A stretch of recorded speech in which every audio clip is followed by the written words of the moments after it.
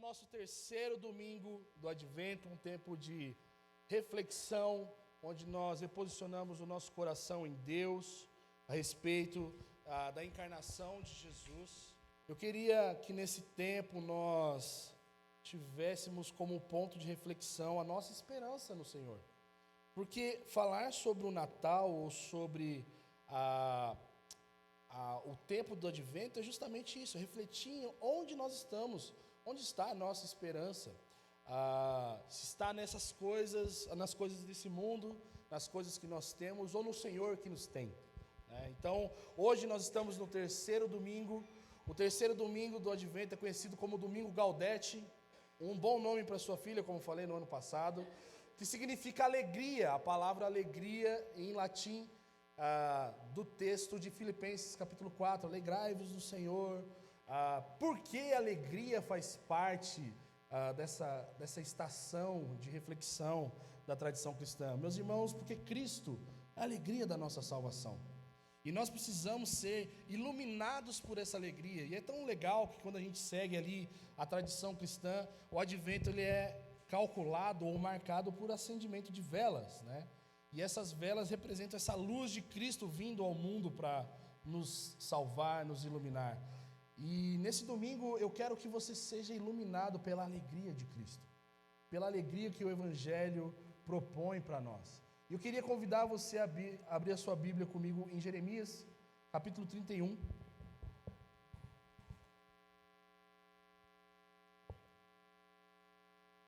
Jeremias, capítulo 31. Nós vamos ler do versículo 1 ao versículo 13. Jeremias 31, do versículo 1 ao versículo 13, diz assim a palavra de Deus: Naquele tempo, diz o Senhor, serei o Deus de todas as famílias de Israel, e eles serão o meu povo.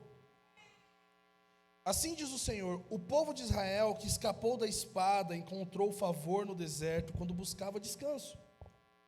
Numa terra distante o Senhor lhe apareceu dizendo, com amor eterno te amei, e por isso com fidelidade te atraí. Eu te reconstruirei e serás reconstruída, ó Virgem de Israel. De novo serás adornada, e com teus tamborins sairás dançando com os que se alegram. Ainda plantarás vinhas nos montes de Samaria, os que as plantarem colherão os frutos. Pois haverá um dia em que os vigias gritarão nos montes de Efraim, levantai-vos e subamos a Sião, ao Senhor o nosso Deus. Pois assim diz o Senhor, cantai a respeito de Jacó com alegria, e exultai por causa da principal das nações. Proclamai, cantai louvores e dizei, ó Senhor, salva o teu povo, o remanescente de Israel. Eu os trarei de volta do norte e os reunirei das extremidades da terra. Juntamente com eles estarão os cegos e aleijados, as mulheres grávidas e as que estiverem para dar à luz. Uma grande multidão retornará. Virão com choro, mas eu os guiarei com consolações. Eu os guiarei aos ribeiros de águas, por um caminho reto em que não tropeçarão. Porque sou pai de Israel e Efraim é meu primogênito. Ouvi a palavra do Senhor às nações, e anunciais as longínquas terras costeiras. Aquele que dispersou Israel reunirá e cuidará dele, como o pastor faz com seu rebanho. Pois o Senhor resgatou Jacó e o livrou da mão do que era mais forte. Virão e cantarão de júbilo nos lugares altos de Sião. Ficarão radiantes de alegria por causa da bondade do Senhor. O trigo, o vinho e o azeite, os cordeiros e os bezerros serão como um jardim regado e nunca mais sofrerão. Então as moças dançarão alegres, e os jovens e os velhos se regozijarão. Transformarei o seu pranto em júbilo e os consolarei. E lhes darei alegria em lugar de tristeza. Esse texto é um texto de Jeremias, é um texto muito importante dentro da história do povo de Israel. Nós estamos falando de um profeta que estava escrevendo para pessoas que estavam em condições de sofrimento e exílio. E ele estava falando de um Deus que faria coisas boas ou coisas que trariam alegria para o seu povo. Há 2 anos atrás, quando nós estávamos nessa mesma estação, se você quiser, você pode ir no canal do YouTube da Imagodei, você vai encontrar a pregação O Deus que nos faz rir, que é a história que eu conto e eu que prego sobre a promessa de Isaac para Sara. E Sara, logo depois que tem o seu filho, ela fala, pode colocar o nome de Isaac, porque Deus nos fez rir, Deus nos fez felizes. E há 2 anos atrás, quando eu estou pregando esse sermão, no domingo de Gaudete, no domingo da alegria, nós estávamos anunciando a gestação do Isaac, nosso filho que agora está aí aprendendo a falar, né? E é muito interessante porque o nosso período em 2022 foi um período muito conturbado, 2023 foi um período muito conturbado porque nós tínhamos perdido o nosso bebê no meio do ano, e o Isaac foi esse selo de que Deus estava trazendo um fôlego para a nossa família, de alegria, em meio a muita coisa que estava acontecendo.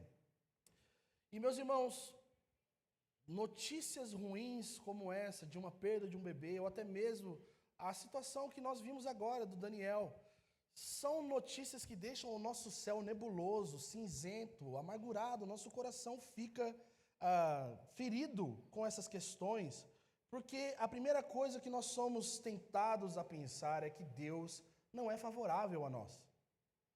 E Jeremias está escrevendo as suas cartas ao povo do exílio, justamente para um povo que está com o seu coração ferido, em que talvez eles tenham perdido seus entes queridos, perdido suas casas. O templo, que era um lugar de adoração, agora, de centro de identidade espiritual, estava destruído, em ruínas. As famílias separadas, a terra prometida que Deus fez eles ganharem na história do povo de Israel agora, totalmente devastada. A terra prometida havia se tornado uma terra perdida para os inimigos. E agora o exílio era uma realidade sobre Judá e sobre o povo de Israel. Israel um pouco antes do povo de Judá.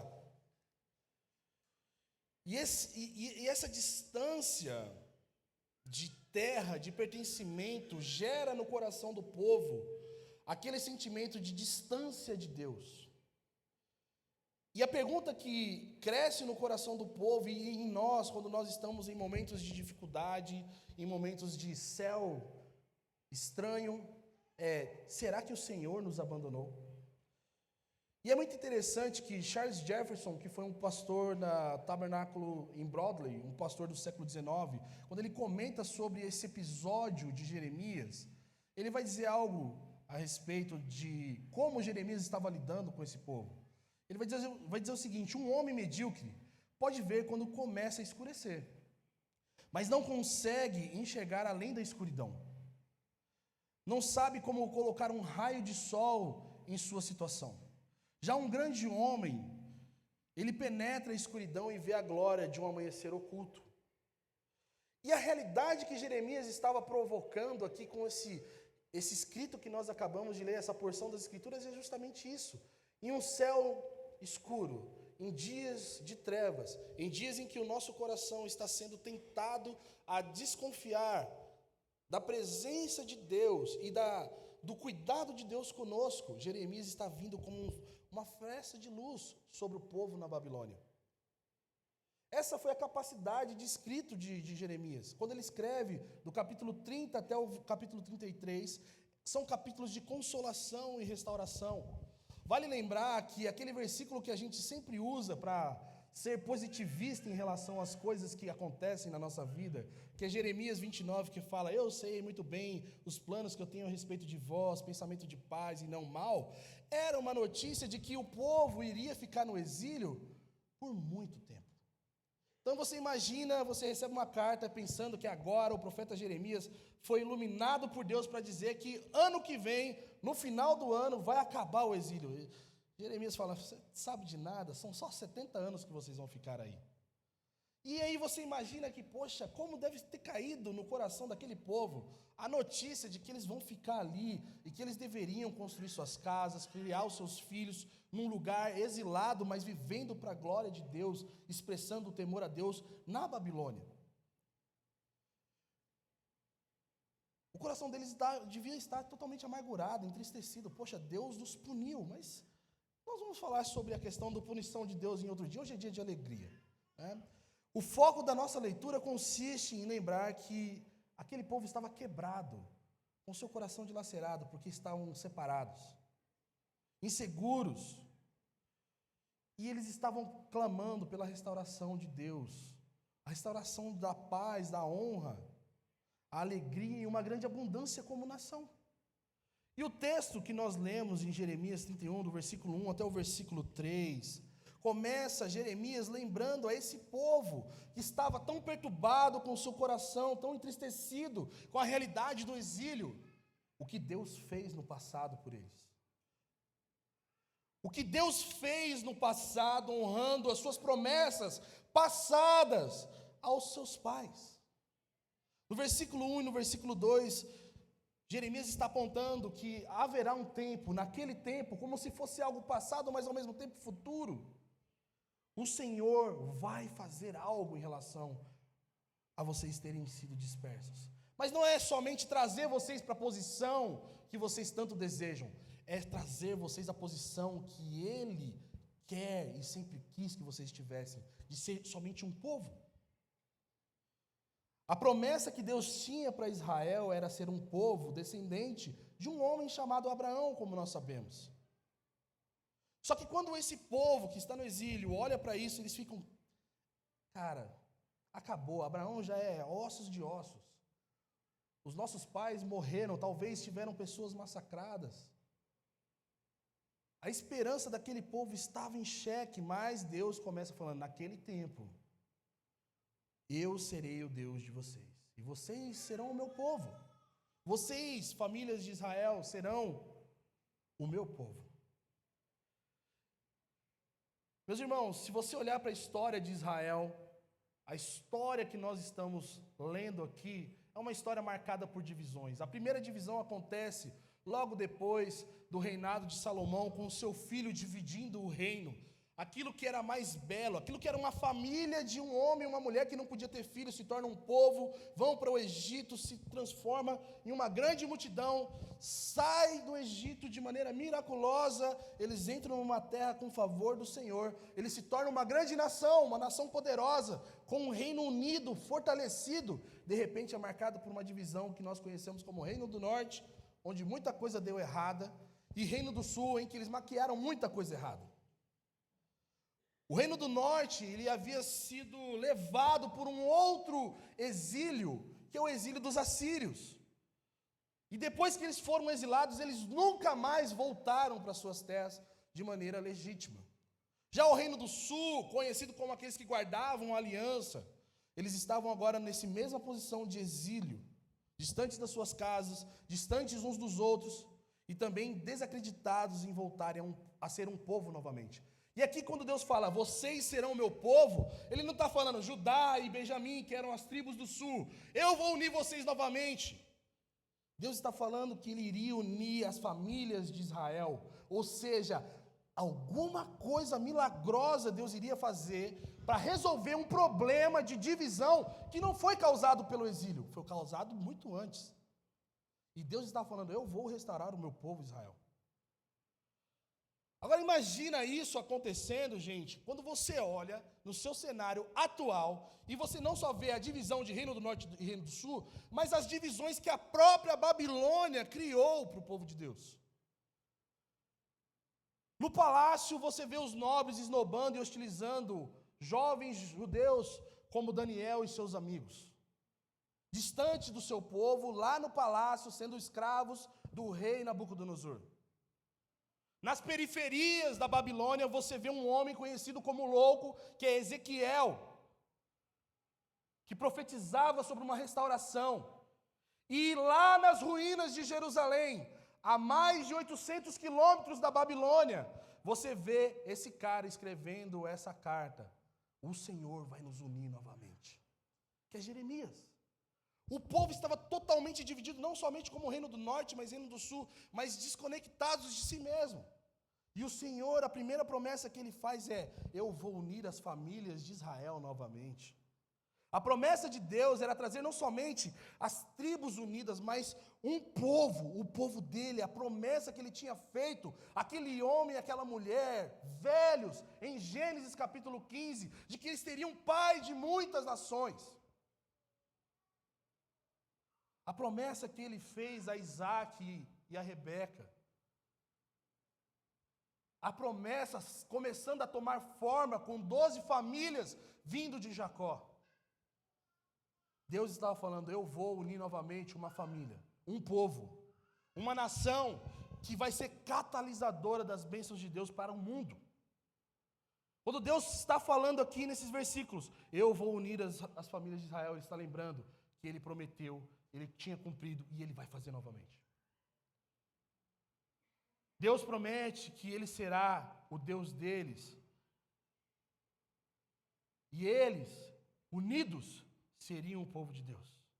Porque você imagina que a treta do reino do norte e do reino do sul o reino do sul são os religiosos verdadeiros.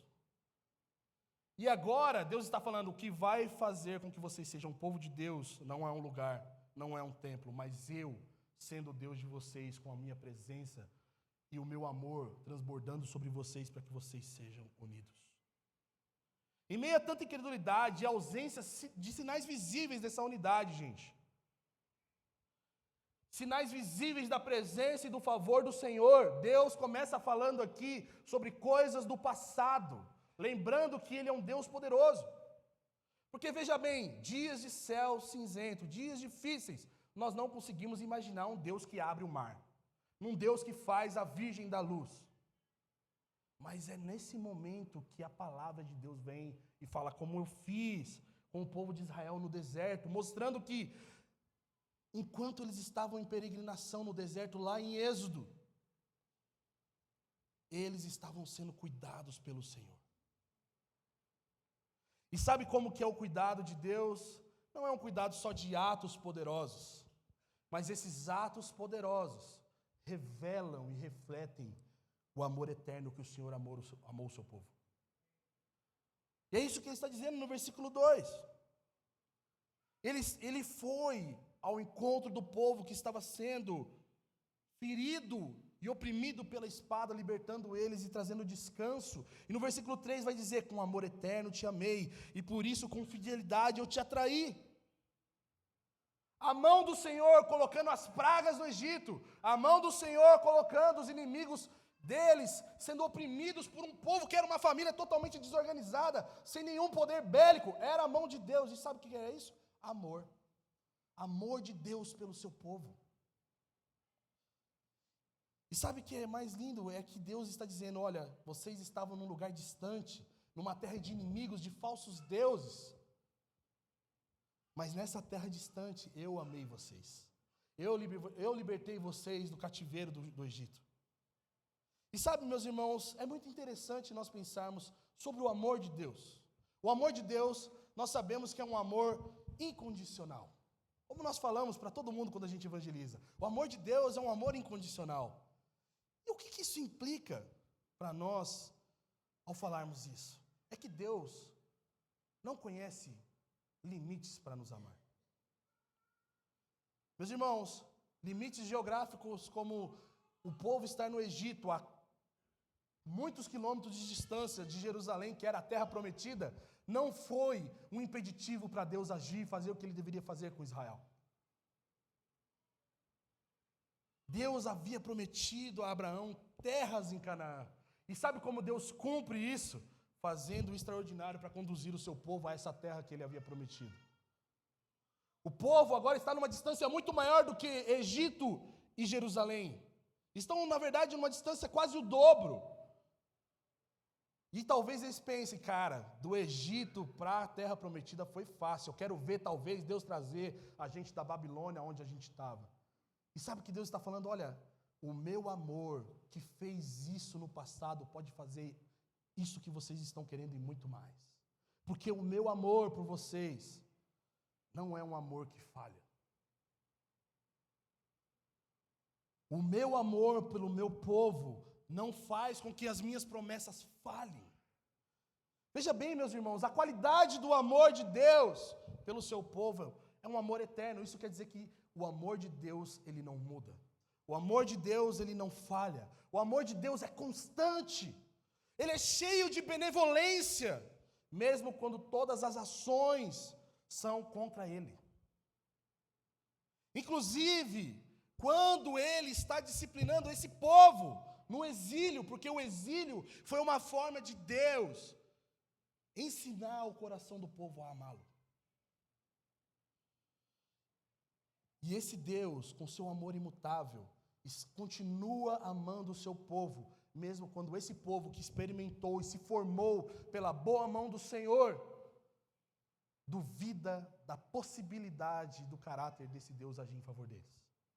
É como se ele, como o bom pastor, está cuidando do seu rebanho e as suas ovelhas estão chutando ele, mas ele fala consigo mesmo: olha, não tem problema, eu continuo te amando, Israel, porque você é objeto do meu amor. E o meu amor não muda e não altera de intensidade, mesmo que vocês, por causa dos seus dias ruins, mudem. Mesmo que vocês, por causa das condições, não serem favoráveis a reconhecer a mão do Senhor, eu e o meu amor não muda sobre vocês. Esse amor, meus irmãos, é o que Deus vai garantir para que eles sejam conduzidos em triunfo novamente. E aqui nós temos um recorte do Evangelho para nós essa manhã. Nós somos lembrados por Deus, nós somos lembrados do Deus que nos salvou. Ele nos salvou para sermos um povo, o povo de Deus, o povo da sua aliança. Estarmos unidos a Deus no povo de Abraão, que é o povo de Israel, pela fé em Cristo Jesus, por meio do descendente de Abraão, que é o nosso Deus, o Jesus que nós estávamos cantando aqui. O Deus que faz coisas extraordinárias para que nós sejamos seus, meus irmãos. Sim, Ele faz coisas extraordinárias. Coisas como a virgem engravidar, coisas como cegos verem, coisas que os homens não fariam por amor a nós. Ele fez. E a maior coisa que Ele fez por mim e por você é Ele ser o Cordeiro de Deus que morreu em nosso lugar. Porque o Deus de Israel pediu para que eles, na saída do Egito, tivessem um cordeiro que morresse no lugar do primogênito. Mas agora Ele nos deu o seu Filho, o Cordeiro de Deus, que tira o pecado do mundo para que nós fôssemos salvos. E Ele fez isso, meus irmãos, para nos ter. Ele fez isso não respeitando as fronteiras tangíveis e até mesmo as fronteiras intangíveis que nós normalmente construímos contra Deus. A ideia de que não, Ele jamais iria entrar na minha história, porque a minha história é toda torta. O Evangelho é uma boa notícia para mim e para você. Não existe história torta para o nosso Deus, para que Ele não venha nos encontrar, se uma vez Ele decidiu nos salvar. Ele veio em nosso favor, meus irmãos, com amor intenso, nos amando quando nós éramos ainda pecadores, como vai dizer Paulo em Romanos. Quando nós pensávamos mal e errado sobre Deus, Ele estava nos amando intensamente. Quando você e eu pensávamos, se Deus existe, por que isso aconteceu? Duvidando do caráter e da bondade de Deus, Ele não deixou de ser bom enquanto nós achávamos mal dEle. Quando nós achávamos que Ele não existia, porque simplesmente estamos na desgraça, nas dores da vida, Ele nos amou. E sabe o que é mais belo do Evangelho para nós essa manhã? É porque Ele nos amou com amor eterno. E isso nos diz que Ele nos amará amanhã, e depois, e depois. E esse amor vai nos levar ao triunfo que Ele nos promete de estar com Ele para sempre. O texto continua dizendo para nós, no versículo 4, que Ele vai reconstruir a Israel quebrada e dividida novamente. No versículo 4, nós vemos Deus falando da restauração que será acompanhada por um som alegre, pelo som da alegria.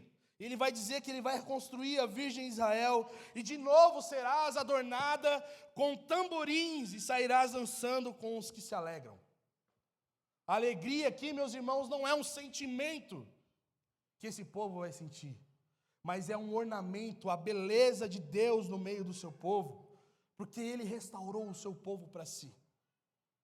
Todos verão Israel restaurada, e a beleza seria acrescida da alegria que eles terão. Mesmo que eles estivessem no exílio, em uma situação de catástrofe, Deus ali estava prometendo, Ele estava firmando uma promessa de restauração e alegria. Vocês podem estar desunidos, vocês podem estar pobres, vocês podem estar sendo hostilizados, mas a minha promessa sobre vocês é: eu vou restaurar vocês. E essa restauração vai ser acompanhada de muito barulho. A reconstrução do povo e da alegria aqui é muito similar novamente ao paralelo da saída do Egito, que após o mar se fechar, uma mulher chamada Miriam pega os seus pandeiros e dá para a mulherada e começa a cantar os feitos do Senhor pelo povo de Deus. No versículo 5, Deus faz a promessa de que eles colherão das vinhas de Samaria. E sabe o que é mais interessante? Imagina que quem está lendo isso é alguém que não é de Samaria, que tinha raiva de samaritano. Deus está falando: olha, todos vocês, não só vocês aí, mas todos serão unidos novamente. E não vai haver mais conflito entre vocês, e nem oposições a respeito de quem é o verdadeiro povo de Deus. Samaria, meus irmãos, era a capital de Israel, do Reino do Norte, que era opositora a Judá. Imagina você recebendo a notícia: olha, tudo isso vai ser de vocês, não vai ser mais dos outros, não vai ser mais de ninguém, porque tudo isso é meu. O povo é meu, e eu vou estabelecer o meu povo novamente. No versículo 6, a prova dessa unidade não é só a colheita, os bens que Deus haveria de restaurar a Israel. A prova disso era os vigias gritando para os samaritanos, inimigos do povo de Deus, que se achavam o povo de Deus, agora falando: gente, vamos subir a Sião, vamos subir ao monte do nosso Deus. Imagina corintianos e palmeirenses, todos juntos no mesmo estádio, torcendo pela mesma nação. Só acontece isso de 4 em 4 anos. E ano que vem é ano de Copa, graças a Deus. E só um detalhe: que bom que o nosso culto é de manhã, que a gente não cancela culto à noite para o jogo, né? Imagina, meus irmãos, que agora o Senhor está dizendo: eu vou chamar o meu povo, e todo o meu povo estará no meu santo monte. Mas não é o meu povo Judá, o meu povo que eu comprei e chamei pelo meu nome.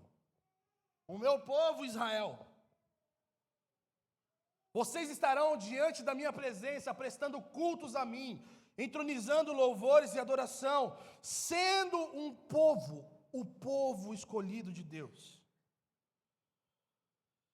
E, meus irmãos, para aqueles que estavam em exílio, debaixo de um governo que não era o governo legítimo deles, tudo que eles esperavam é: será que nós teremos somente uma nova monarquia? Não sei o que se passava, talvez, pela mente dos judeus que estavam na Babilônia.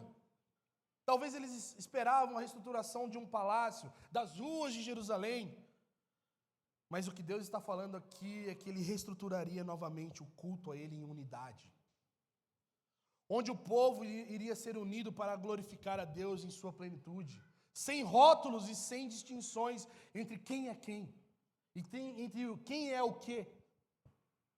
Mas Deus tendo para si o povo que Ele chamou lá em Abraão. Uma só voz, um só reino e um só rei sobre esse povo.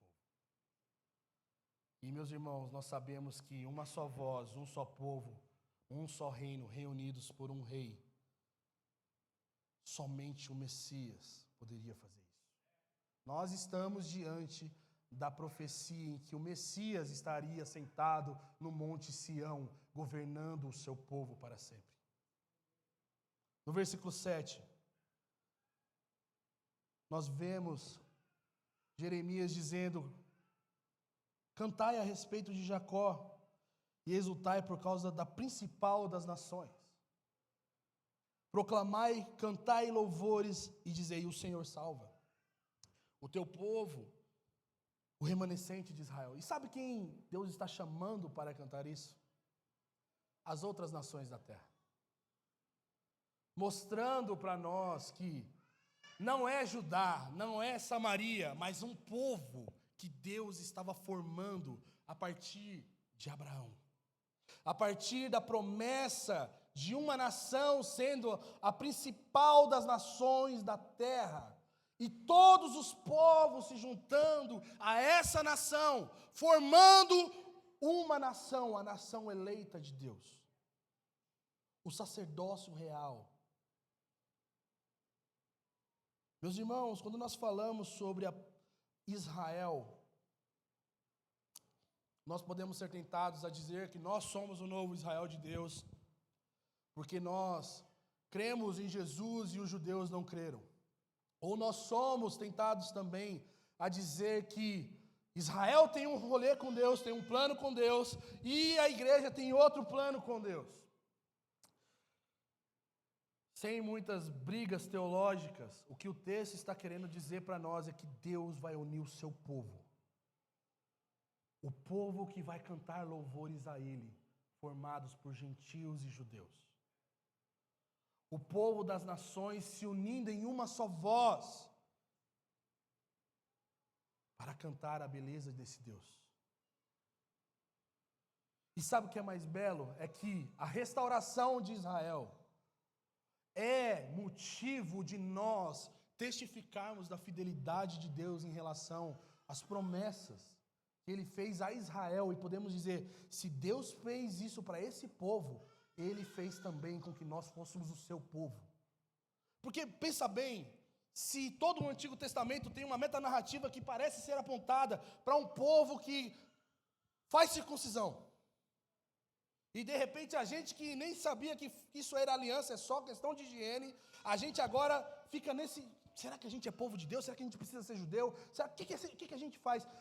E o que o texto está dizendo para nós, e o que o Evangelho nos promove é: confie na obra daquele que fez vocês povo de Deus, que chamou vocês pelo nome, que está chamando vocês a se unir a Ele no Monte Sião. Em Hebreus capítulo 12, nós vemos o autor de Hebreus, que para mim é Paulo, mas isso é uma outra treta. Mas em Hebreus capítulo 12 você vai dizer, o autor dizendo assim: vocês chegaram em Sião, a cidade do Deus vivo, a Nova Jerusalém, a igreja dos primogênitos. E ele começa falando em som festivo. E ele está falando ali ao povo da nova aliança. E meus irmãos, os crentes que não são judaizantes precisam entender que nós não somos a Israel de Deus e nem somos a segunda mulher de Deus. Nós somos povo de Deus, eleitos em Cristo Jesus, para vivermos essa realidade que nós estamos agora no Brasil, em Varginha, como se nós já estivéssemos nesse lugar, Sião, cantando com som alegre a salvação que Ele nos deu. É isso que esse texto está nos lembrando. As nações serão chamadas a unir-se com aqueles que eram da circuncisão. As nações serão chamadas a se unir com os descendentes legítimos de Abraão para serem todos um só povo, cantando e louvando a esse Deus. E isso só é possível não por regras, moralidade ou costumes e usos que nós vamos seguir. Isso só é possível porque um dia a luz do mundo entrou nos nossos céus cinzentos. Ela invadiu a nossa história e nos fez um povo, o povo de Deus. No versículo 8, no versículo 9, vai dizer: eu os trarei da terra do norte e os reunirei das extremidades da terra, ou seja, gente de todo lugar, do mais perto ao mais longe, estará naquele dia diante de Deus. E sabe o que é mais legal? O texto continua dizendo: juntamente com eles estarão os cegos, os aleijados, as mulheres grávidas e as que estiverem para dar à luz. Uma grande multidão retornará. Isso aqui fala tanto de aspectos de pessoas que foram marginalizadas por conta da sua condição, como também pessoas do povo de Israel sendo agora inseridas na presença de Deus, livres de qualquer tipo de legalismo e hostilidade de uma falsa religião e de um falso povo de Deus. Esse texto está nos mostrando essa realidade, meus irmãos, que Deus iria atrair os quebrados e distantes para perto novamente. Deus mostra aqui no versículo 8 e no versículo 9 que Ele vai trazer aqueles que estão em condições não favoráveis para estar em sua presença. E sabe o que é mais belo? O versículo 9 vai dizer: eles virão com choro, virão com sofrimento, eles virão quebrados, eles virão cheios de dores. Sabe que o texto diz que Ele vai nos guiar com consolações. Eu os guiarei aos ribeiros de águas. Isso fala sobre nós sermos saciados com as águas tranquilas que um bom pastor pode dar para as suas ovelhas. O refrigério para um dia cinzento que nós vivemos, para essa era cinzenta que é o dia que nós vivemos nessa era. Para as dores que nós estamos vivendo nessa vida, naquele grande dia, Ele vai fazer com que a gente tome as águas dos ribeiros. Mas não somente isso, o texto vai dizer que Ele vai preparar um caminho reto, em que eles não tropeçarão. Isso fala para nós, meus irmãos, que Deus é aquele que vai fazer com que nós, como seu povo, venhamos chegar como santos, e que Ele vai remover todo o empecilho de pecaminosidade, para que nós sejamos santos até o seu grande dia. Meus irmãos, saber que Deus preserva a nossa vida da malignidade do pecado, saber que Deus já fez com que nós andássemos um caminho reto pela graça de Cristo Jesus, é onde nós devemos nos assegurar, e não nas nossas boas obras. Porque as nossas obras não produzem o caminho reto que só o Senhor fez em Cristo Jesus. Ele é o caminho que nós andamos. No versículo 10, ele vai dizer para nós: ouvi a palavra do Senhor, ó nações, e anunciai nas longínquas terras costeiras. Aquele que dispersou Israel o reunirá e cuidará dele como o pastor que cuida do seu rebanho. Pois o Senhor resgatou Jacó e os livrou da mão dos que eram mais fortes. O profeta que está anunciando uma boa notícia para esse povo. Uma notícia futura, de que se a Babilônia, esse aguilhão, essa tormenta sobre vocês, ele anuncia que Deus não ignora a dor do seu povo sendo oprimida por um império maldito que contraria a Deus. Deus não é fraco para perder para qualquer principado, poder, reino deste mundo. E Ele está falando que Ele iria tirar o seu povo desse lugar de exílio e de dor, de sofrimento, fazendo com que eles fossem restaurados novamente, sendo eles reunidos como povo novamente. E sabe qual é a garantia disso? É quem Ele é. Ele é o pastor do seu povo. Ele é aquele que não tem limites, que não conhece força que venha segurá-lo. Ele livrou o seu povo da mão do mais forte. Meus irmãos, seja lá qual for a mão mais forte que impera sobre nós, a boa notícia do Evangelho é que nós temos um Deus mais forte que a mão forte. O Evangelho é essa realidade sendo exposta em nossos olhos. O Deus que faz sem medida o que deve ser feito ao seu povo e pelo seu povo. O Evangelho é esse anúncio de favor imerecido e desmedido sobre nós. Deus não conhece limites quando se trata do seu povo, porque Ele é aquele que alimenta e cuida do seu povo.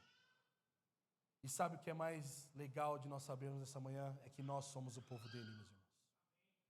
Nós somos as suas ovelhas e Ele é o nosso pastor. Nós temos um pastor forte para nos proteger dos males dessa vida.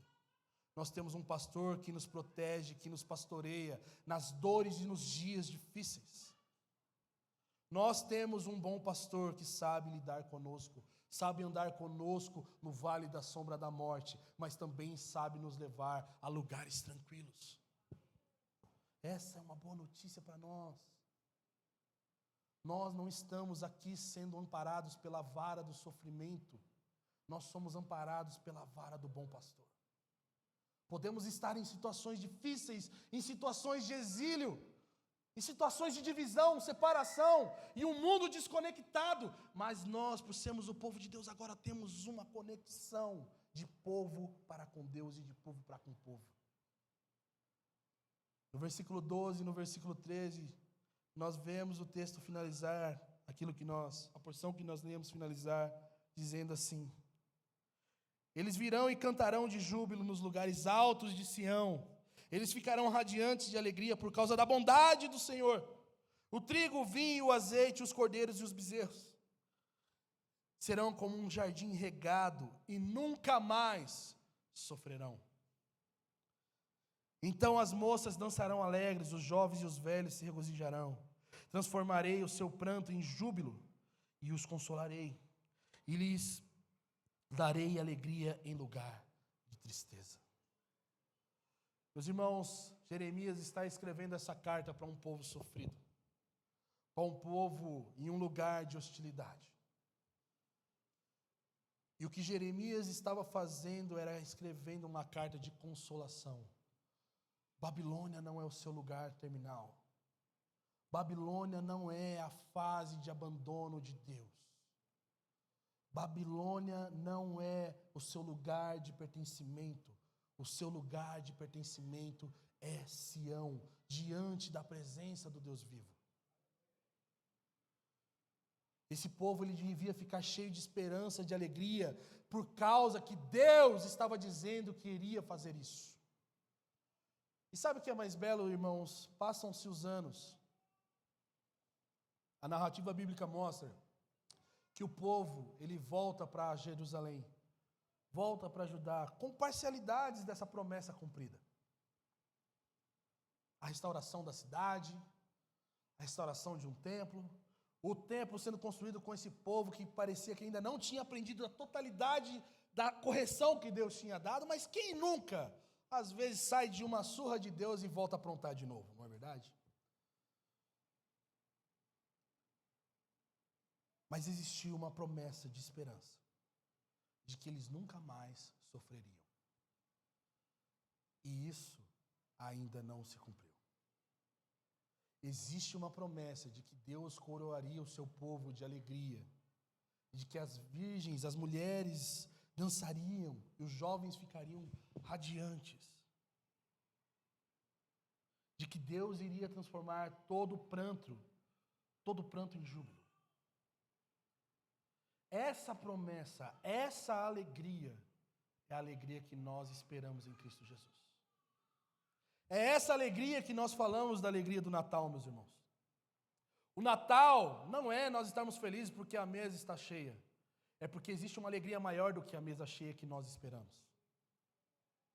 A alegria é uma esperança e um consolo para o povo que está sobre o exílio. E sobre a dor de viver debaixo de uma opressão. É um alívio e recompensa por viver debaixo do exílio, sofrendo e crendo que o Deus que prometeu que um dia eles nunca mais sofrerão, irá cumprir a sua promessa.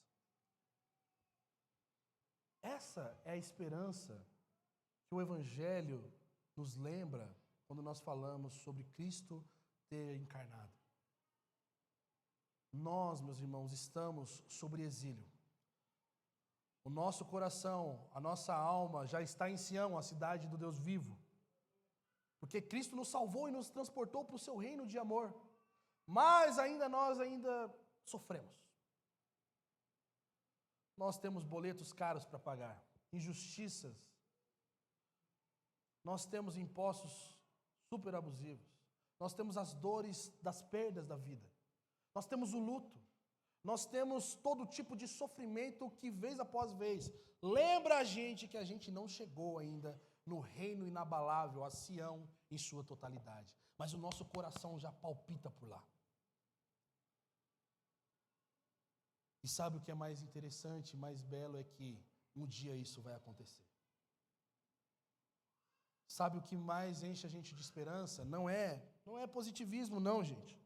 Não é assim, vamos declarar que vai dar certo. É certeza, o Senhor falou que o nosso sofrimento acabará. Nós temos a promessa do sofrimento acabar. E é por isso que agora todo o sofrimento nessa era presente não se compara com a glória que há de ser revelada a nós. Isso nos lembra uma história. A história de Nárnia. Em Crônicas de Nárnia, quando você encontra ali no filme, no livro, o diálogo entre o Fauno Túminos e a Lúcia, você tem ele falando que em Nárnia é sempre inverno, mas nunca Natal. Isso é o que C.S. Lewis ilustra para a nossa vida, meus irmãos. De uma maneira bem lúdica para as crianças dizerem, olha, vocês vão se lascar bastante. Né?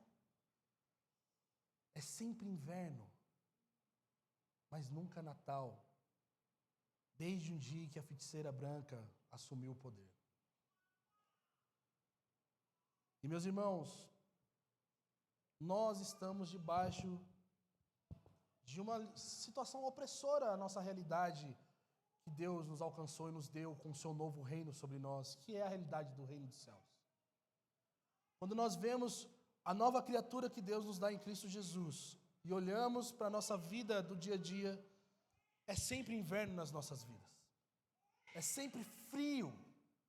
É sempre doloroso. E nunca tem Natal. O gelo ali em Crônicas de Nárnia simboliza justamente essa ausência de amor e da renovação, que só é quebrada quando Aslan, o leão, criador e rei de Nárnia, ele vem consigo trazendo alegria e o Natal de volta. A história vai andando em Crônicas de Nárnia e de repente você encontra o Papai Noel no meio de Nárnia. E é uma crítica, né? A treta, se você gosta do universo que nem o Calabreso gosta, o autor de Senhor dos Anéis, que é amigo de C.S. Lewis, que é autor de Nárnia, ele critica veementemente Lewis por ele ter colocado o Papai Noel na história de Nárnia. Mas isso é debate para quem é nerd. E quando ele critica, ele fala, poxa, você colocou uma figura secularizada no meio de uma história que está ilustrando o reino de Deus. E quando você vai ver o contexto do Papai Noel chega e fala, ho, ho, ho, né? Feliz Natal! E a Susana fala, mas não tem Natal em Nárnia há mais de 100 anos. E o Papai Noel fala, realmente não tem Natal há mais de 100 anos. Mas porque o Natal chegou, o Natal é sinal de que o rei está vindo. E meus irmãos, ano após ano, talvez eu e você passamos por essa data, por esse período, sem refletir a realidade que cada Natal nos lembra que nós estamos cada vez mais próximos do nosso Rei verdadeiro. E a realidade é que um dia Ele veio e nos buscou com suas cordas de amor morrendo na cruz por nós. E todas as vezes quando nós estamos reunidos aqui, nós estamos falando um dia, esse dia, o domingo, o dia do Senhor, não vai durar 2 horas, vai durar para sempre. Essas 2 horas que você e eu somos desafiados a sermos desconectados das dores e do sofrimento da vida, é um apontamento futuro da nossa realidade, de que não serão 2 horas sem pensar em contas a pagar, sofrimento, abandono, tristeza e dor. Uma eternidade sendo completamente cumprida em nós, dizendo que nunca mais nós sofreremos.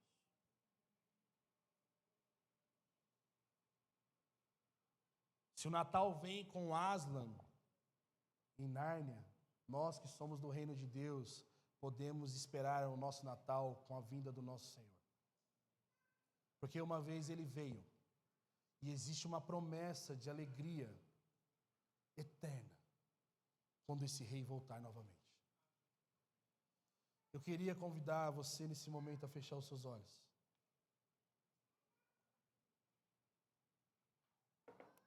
O Natal é essa mensagem. O nosso rei está vindo. E quando o nosso rei está vindo, todo o sofrimento será destruído para sempre. O Natal é esse anúncio. Dias virão em que Israel será restaurado. O Natal é essa mensagem. Eu unirei o meu povo novamente no Monte Sião. E todos eles se alegrarão na minha presença. Talvez você entrou aqui nessa manhã com esse sentimento de sofrimento, dor. Quando que isso que está dentro de mim, quando isso que eu estou sentindo, quando isso que está acontecendo comigo vai acabar? Nós temos uma boa notícia. O dia do Senhor vai botar fim a toda dor e sofrimento que nós estamos vivendo, nesse exílio que nós vivemos no nosso dia a dia. Eu queria que nós orássemos e fôssemos cheios dessa alegria para nossas casas nessa manhã, sabendo que o nosso Deus prometeu um Messias e Ele cumpriu, enviando o seu Filho ao mundo, nascendo da Virgem Maria em Belém. E nós, porque Ele fez isso, temos a esperança de que um dia Ele voltará novamente. Talvez o Natal não tenha muito significado para você até agora, mas eu quero que você repense a sua caminhada com o Senhor. Talvez o Natal tenha sentido de abandono, desunião, dor, sofrimento, como talvez o povo do exílio tinha. Mas para nós, o Natal é o Rei está vindo. Por isso nós podemos nos alegrar. Por isso nós podemos ser cheios de esperança. Talvez você está aqui nessa manhã e você sente que você foi cheio de expectativa porque o Evangelho foi pregado e que o Evangelho nos dá essa esperança de fim de sofrimento. E você quer pedir a Deus, Deus, as coisas não estão legais, mas o Senhor prometeu que as coisas vão ficar bem. E eu quero confiar nisso. Quero depositar minha confiança totalmente na promessa de que nunca mais eu vou sofrer, porque o Senhor é o que finda todo o sofrimento na minha vida. Seja você talvez crente e convertido a Jesus, ou você que está me ouvindo e nunca pensou na possibilidade do fim do sofrimento. Eu queria convidar você a ficar de pé no seu lugar. Se isso faz sentido para você, se você entende que o Senhor está querendo encher o seu coração de esperança pelo dia em que o sofrimento vai acabar, fique de pé no seu lugar. Se você precisa disso, fique de pé no seu lugar.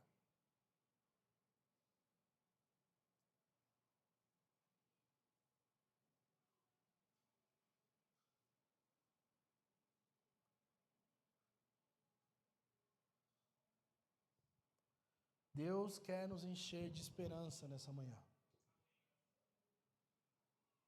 Deus quer nos encher com a certeza de que a dor é passageira, mas a eternidade de alegria é certeza sobre nós.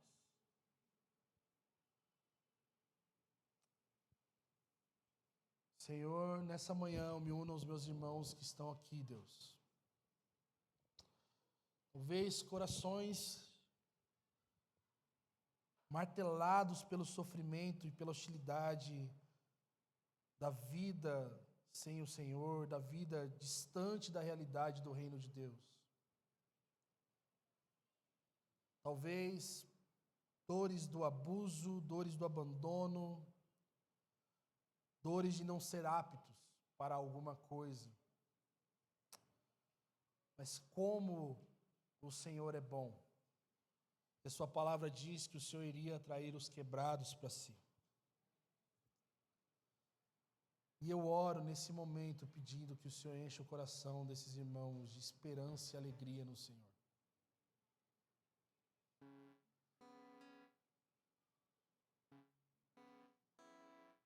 Ó Deus, nós queremos lembrar do dia que ainda nós não chegamos e nem vivemos, mas nós sabemos que ele vai ser colocado no nosso calendário como o último e único dia que nós viveremos para sempre. Senhor, em um mundo que canta dias melhores, nós temos a esperança de um único dia, que é o dia do Senhor. Um dia em que o sol da justiça vai brilhar sobre as trevas do nosso coração, as trevas desse mundo. E todas as coisas desajeitadas vão encontrar um lugar devido no nosso interior e na nossa vida, Senhor. Ah, Jesus, nessa estação de advento, lembra-nos que mais do que um rito, mais do que uma tradição, nós estamos olhando para o dia em que o Senhor vai retornar e vai esmagar o sofrimento e o mal para sempre, Senhor. E o Senhor vai nos unir a Ti. Nós cantaremos com alegria, a alegria da salvação e da vida eterna.